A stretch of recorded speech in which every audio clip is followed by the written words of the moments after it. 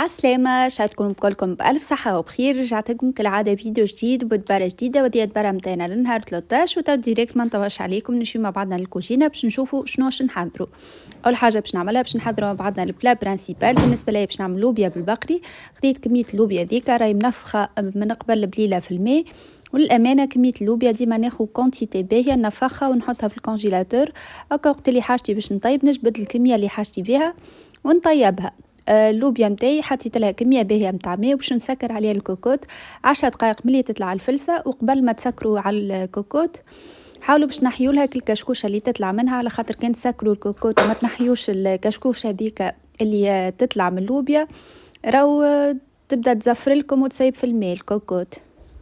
تو كيما تشوفوا على جنب خديت طنجره اخرى، هي كوكوت صغيرونه لا محاله. حطيت كميه باهيه متاع زيت، بصله متوسطه قسيتها كيكه تكون كبيره نوعا ما، والبصله حسيتها كدومه كلي باش تشد لي مرقتها بهاك الماء متاع اللوبيا. مع البصل حطيت مغرفتين كبار طماطم معجونه، مغرفه كبيره زاده هريسه عربي مي سيكونس ما تصورتش اما ما فاتكم حتى شيء. هذوما الكميات اللي حطيتهم. وخديت 6 فصوص ثوم يكونوا كبار، فرمتهم بالمفرمه ذيك. تو باش نقلي الطماطم والهريسه العربي مع الثوم بالباهي حتى لوين الطماطم معناها تتنحى القروسيه نتاعها. وباش نحط طروف اللحم اللي عندي. بالنسبه للحم ديته من الكونجيلاتور، نحيت منه هكا شويه ثلج اما مازال مثلج دوب شويه. تو باش نفوح لفحات نتاع العاده، ملح كركم فلفل اكحل ثوم بودر، سينو تنجموا تستغنيو عليه خاطر ديجا حاطين الثوم الفريشك. حطيت زيادة تابل. بالنسبه ليا اللوبيا راني نعملها ثوم وتابل وتجي بنينه على الاخر. باش نخليها تزيد تشكشك هكا شويه بالباهي. وباش نحضروا مع بعضنا الشوربه، خديت طنجره حطيت فيها شويه زيت وبصله صغيرونه قصيتها زيادة جويده على الاخر. توا اللوبيا نتاعي سايي تقليت في راحتها باش نمرقها بك الماء ذاك نتاع اللوبيا. والامانه راهو اللوبيا سايي سكرت عليها الكوكوت عملت 10 دقائق طابت امورها واضحه.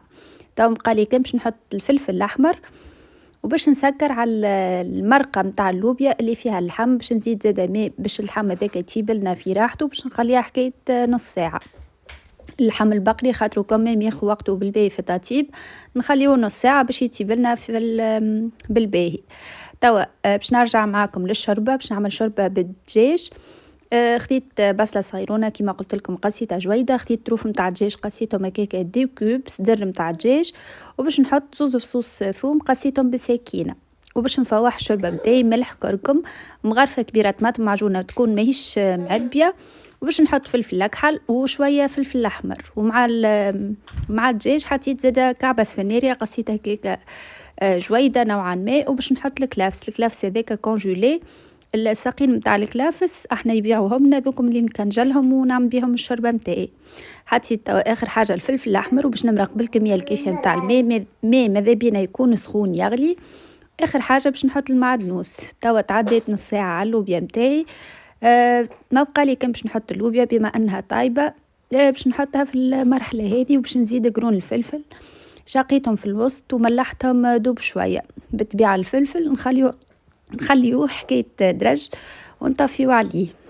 وتوا تهنيت على البلا برانسيبال والشوربه بريسك حاضرين. توا باش نحضروا مع بعضنا فارس نتاع دي باركيت سالي. بالنسبه لي عندي دي باركيت حاضرين. خديت الطنجره نتاعي حطيت فيها شويه زيت كالعاده، بصله صغيرونه على الاخر قسيتها زيده جويده، وفوحت البصل هذاك بملح وكركم. وباش نحط معاه المعدنوس دوب تذبيله صغيره ونطفي عليه. ما حاجتيش بك المعدنوس باش يكون طايب على الاخر. المعدنوس الذبه اللي سايين شحمك الماء هذاك. توا خديت على جنب عظمه عملتها مسموطه ربيتها. وباش نزيدها التون الفرomاج تشوفوا شنو باش نزيد بالضبط. خديت تابع فرomاج هذاك تريانجل قسيته بسكينه. وبالنسبه للطابعه نتاع الفرomاج راهو دوبل تقوش عليا استعملت 2 توابع مش تابعه برك. حطيت زاده كميه التون شطر حكه تون. وباش نخلط كل شيء مع بعضه وباش نزيد العظم. بالنسبه للحشوه نتاع الباركيت ما تكون شكل جاريه كيما الطاجين، تكون شاده روحها اكثر من الطاجين. توا خلطت كل شيء بالباهي مع بعض. وتنجموا على فكره تزيدوا زيتون، تنجموا تزيدوا كبار، تزيدوا الحاجه اللي تحبوا عليها. بالنسبه لي عملت فارس ستاندر على الاخر. عظم مسموط معدنوس بصل تن وعظمه بالطبيعه لمينا بيها. وزاده شويه كريم ليكيد الحقيقه باش نزيد عظمه اخرى. قلت عندي الكريم ليكيد نجم معناه نخلط بيها. هذوما القوالب نتاع البركات شيتهم حاضرين من تونس الحقيقة. يسهلوا عليا على الاخر، معناه واحد من غير ما يقعد يعمل فيهم وحده في الدار. حطيت الفارس على الكعبات الكل، والفارس جاتني قد كيما توقعت معناها. تو باش نحطهم في الفور حكاية 20 دقيقة ماكسيموم يكونوا حاضرين. وتو باش نحط الشوربة طابت سي، عملت شوربة زيوان. باش نعمل زيادة سلطة خضراء، خديت ايسبرغ سلاد، سفيناري عملتها رابي، بصلة طماطم. وباش نفوح سلطة متاعي ملح وفلفل اكحل وزيت زيتونة. ما حبيتش نطول عليكم في قصان السلطة. هذه البركات متاعي زادة حاضرة سايي. وهذه دبرتنا اللي كنت بالنسبة اليوم وشاركتها معاكم. عملت معاكم شوربة لسان عصفور بالدجاج، شوربة زيوان مش لسان عصفور. عملت بركات بالتن، لوبيا باللحم البقري، وسلطة خضراء. هذه الدبرة متاعنا اللي كنت بالنسبة اليوم. بالنسبة للخبز الحقيقة عملته حاضر، عندي خبز حاضر جست سخنته في الكوشة. عشان نكون فدكم ولو بإفادة بسيطة. وطبعا قالي كم شغلكم شيء طيبة.